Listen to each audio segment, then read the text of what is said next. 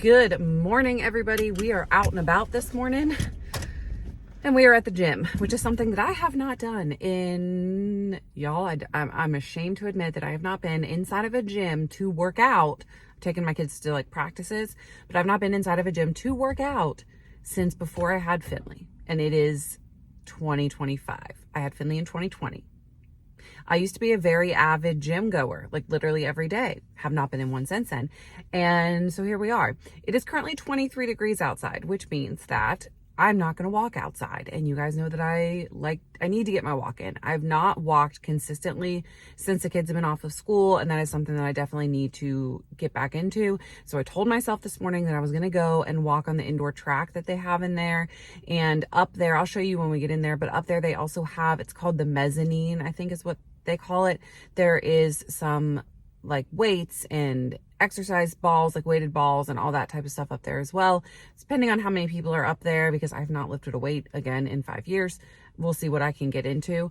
But yeah, it got me going this morning. Like, I'm gonna go to the gym. So I got dressed, dropped all the kids off at school because everybody's back at school, and put my water in my wallet, and we're gonna get going. So come along with me at the first time that I've been in a gym in 5 years and see what I can get done as far as exercise goes. I have probably about an hour before my niece gets here, so let's go see what I can get done. And then I do want to chat with you guys a little bit, answer a few questions that I keep getting asked over and over again. I'm going to answer those at the end of the video when we get back in the car, because I want to make sure I get in there and actually get some workout in, and don't just spend the entire hour talking to a camera, you know. Okay, it's 23 degrees. It's the weather where I don't even want to get out of the car. It's like it's like you don't even want to get out and run in anywhere, but we got to, I guess. Such is life. Okay, let's go.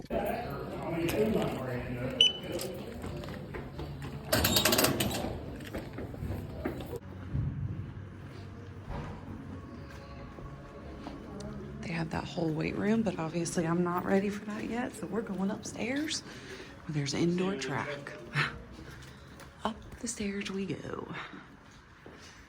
Okay. I'm quite literally up here by myself. So we're gonna get some walking in first, but they have, like I said, like there's even an exercise bike in here. But yeah, some dumbbells, pull-up bars, exercise stuff, all this stuff. They do a lot of exercise classes up here, but anyway. Okay, let's do something, Brittany. So I think what the plan is that I'm gonna walk a few laps, 5 maybe to get me going. And then I'm gonna go lift some weights, do a couple sets of weights, do 5 more laps, and kind of alternate and see what I can get done, like I said, in probably about 45 minutes so that I have time to still chat with you guys. So 5 laps in, and then we will go. And hopefully I guess I'm just here so early in the morning that there's nobody else here. I am not a fan of walking in circles, let me tell you. But I'm also not a fan of walking in 19-degree weather, so you do what you gotta do. You know, usually there are some, because this goes around like the basketball court, as you can see, and usually there are some like pickup games going on in the morning. It might just be so early. It might be the fact that it's the first day of school. I don't know, maybe I just got lucky. Okay, so it says right here that 14 laps around the track equals a mile. So I guess I can kind of keep note in my head if I do the cycle, you know, so many times, how many miles I walked. Okay, let's go.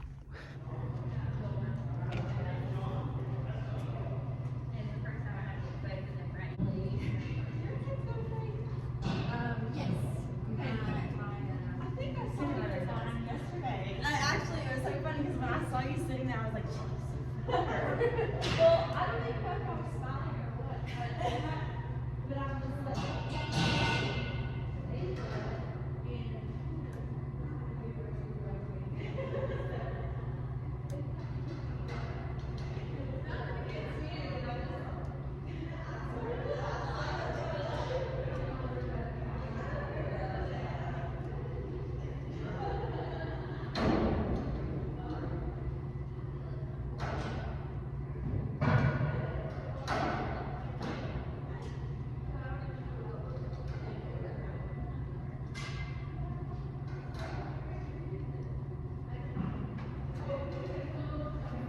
Okay, gonna do that 2 times, and then go walk 5 more laps. Just so y'all know, my solitude did not last. All those people walking that way, and 9 million people down there playing pickleball. So I was alone for about 10 seconds. Okay, y'all, so that was actually quite a good workout, especially for having not worked out in a gym in, like I said, 5 years. I have not lifted a weight in probably 5 years, other than like a few small hand weights at home and stuff, like right after I had Finley. So it's been at least 4 years since I've lifted a weight, not gonna lie. I've just not been into that lately, but more recently I have been noticing that I'm a little bit like, I want to be more toned, right? And that was a goal that I spoke of in the beginning of 2025 when I made my sort of yearly goal video, that I wanted to tone up this year. So we're gonna do it. I'm gonna make it a goal to lift some weights at least a couple of times a week. I'm not gonna like say I'm gonna do it every day, but at least twice a week I need to just come here and do my walk on that track and lift some weights along with it, and you know, hold me accountable for that. But I did want to address, as I said, a couple of things that I keep getting asked in regards to the peptide cycling that I'm doing. I keep getting the same few questions over and over again, so I thought I would just kind of address them here in a video so that I can refer back to the video if need be. Also, I filled my water up in the water fountain. They have like one of those water bottle ones. I'm already on my second bottle of water. 4 is the goal, and it's only 9 a.m. So I'm doing pretty good. Oh, that water's not great though. Probably will switch that when I get home. Anyway, okay. So the first question that I keep getting asked quite often is why I am peptide cycling and what that's going to look like and kind of why I'm doing it. Is there research behind it? All of that. So the short answer is yes and no. So essentially probably close to 6 months now at this point, I started seeing within the GLP-1 space, the idea of cycling off of peptides in order to kickstart your body into receiving them in the best way possible again. And so it kind of started to pop up here and there when people would say they weren't losing enough weight, or they weren't losing any weight, or it wasn't working the same way that it had before. People would recommend, why don't you go off of them for a month, see what happens, and you should, in theory, be able to go back on a lower dose and have it be more effective than the higher dose was. So I started seeing that pop up a lot, and it kind of got my brain a chugging because I have noticed a decrease in the effectiveness. I wouldn't say that it is super crazy. Like I'm still losing a little bit of weight and all of that, but I have noticed a little bit more on the craving side. I've been on a GLP-1 for 2 years. I should have realized that at some point my body would be desensitized to the peptide. But I guess I just didn't realize that that was even a thing until doctors and researchers and just people in general started making note. I personally feel like the best, yes, statistical data is great, but statistical data is usually produced within a small, confined situation, right? Like there's specific guidelines and things that they follow and all of that. And so I like to look at the experience of real people that are not within trials and stuff to see how they're doing and things that they're experiencing and ways that they're feeling. And so I do think that Reddit is a great way to do that. Within the Mounjaro group, the Zepbound group, the Peptide compound group, there's a lot of like real life experiences you can find there. And so I started seeing that pop up quite often. Then I got the idea in my head, what if we just switched to a different peptide so that you're not going off and having to start completely over on a peptide, meaning like with side effects and stuff. Because if you go off for, a month or two and then you try to go back on, if you're somebody that had bad side effects, you're most likely to kind of be restarting and be thrown back into that full side effect mode again, which is not something that I wanted. So my brain started going. And then I went to my doctor at that appointment where he was just doing some blood work and stuff like that and following up on a few things. And I mentioned it to him and I kind of got the, what do you think about this? And he said that he's actually recommended it to quite a few of his patients recently that are not seeing results on either Wegovy or Zepbound to switch to the other one and see if that helps. And then go back to your original after a certain period of time. So it's something that he was already doing within his practice. And you guys know I love my doctor. I trust him 100%. And so he actually recommended that as a way to kind of restart my body and re-kick in. Now, the goal is not to lose a lot more weight. He actually does not want me to lose any more weight. But to just make sure that I am able to maintain. And the overall goal of this peptide cycling for me is to get back on tirzepatide at a lower dose than I was on previously for maintenance. So I was on 40 units, which equaled 25 units of my formulation was 5. So I'm, 7-ish, between 7 and 8 is what I was taking a week, milligrams.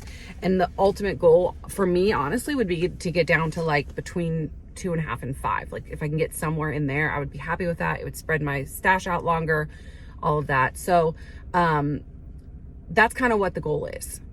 I'm on Wegovy for 6 weeks.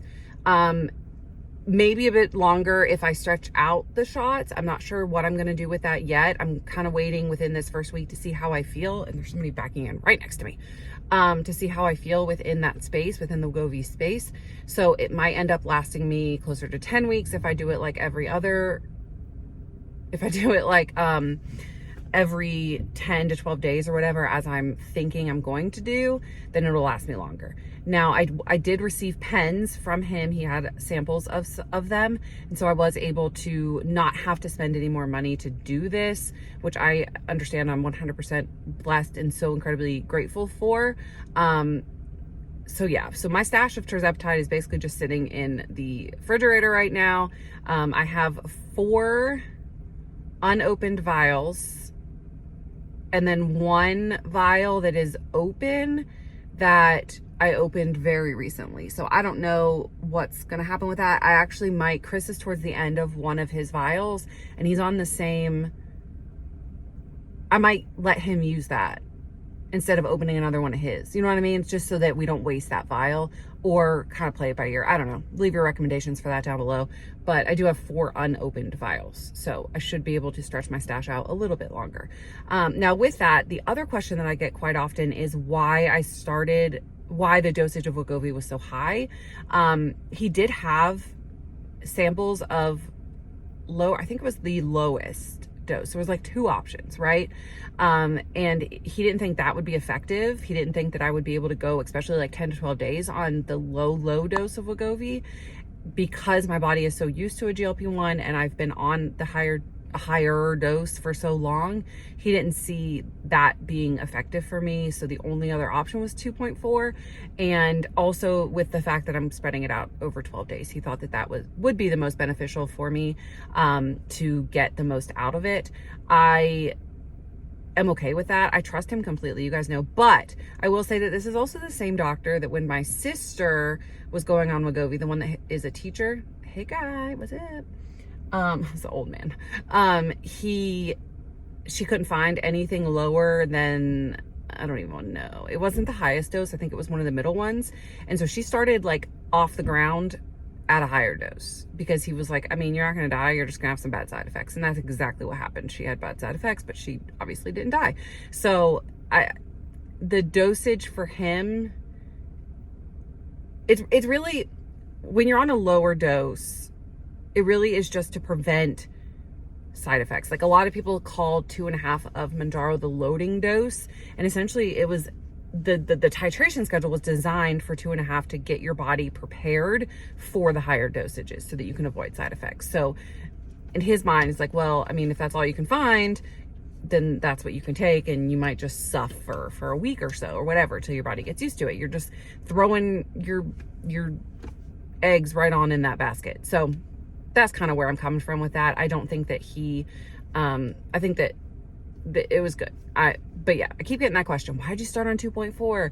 You've never been on Wegovy before. I think with the circumstances, it makes sense for me. With how long I've been on it. Would I recommend somebody that's on like 2.5 Mounjaro going to 2.4 Wegovy? Probably not. You're probably going to suffer. But for me, it made sense. So those are the most common questions I keep getting about the whole peptide cycling thing. I do not have plans to be on Wegovy forever, but if the tirzepatide thing does not resolve in some way, then maybe I will switch to semaglutide. I don't know. We'll just have to see. I do want to say, I found out yesterday that if you are with Orderly already and you wanted to switch from like tirzepatide to semaglutide, or semaglutide right now until February to tirzepatide, you're able to restart the new medicine with the Simple Start program and get it for that cheap cost, which I think is really cool. So if you're on tirzepatide and you want to switch to semaglutide, you can go switch to semaglutide for the $299 for 3-month price, which is awesome. You will start at the lower dosage of semaglutide, but that's, I mean, you know, that's fine. That's not a bad thing if you're switching medicines. So I think that's cool. I didn't know that they were doing that for existing customers. So that's pretty cool. If you're not a customer with Orderly, link always below. They're wonderful. I absolutely love them and trust them. I know that they're working behind the scenes to try and get something figured out. I keep getting little tidbits of information. I don't have a full story yet, but I will share it with you as soon as possible. But yeah, I think that they are really working hard to make sure this medicine stays accessible if they're able to figure something out. But for right now, you still can sign up for the 3-month tirzepatide package for $5.99 for 3 months with no monthly fee or like monthly subscription cost. So that's my video for today. I'm gonna be sore tomorrow. I can feel it. But yeah, thank you guys so much for watching. I hope that you enjoyed this little trip to the gym with me and a little chit chat. That sun keeps moving and I keep moving my thing. Anyway, thank you so much for watching this video. I hope that you enjoyed it, and I will see you guys tomorrow, I think. I have one planned for tomorrow. Is today Wednesday? Yes, it is. My days are messed up with going back to school. Thanks for watching, guys, and I will see you soon. Bye.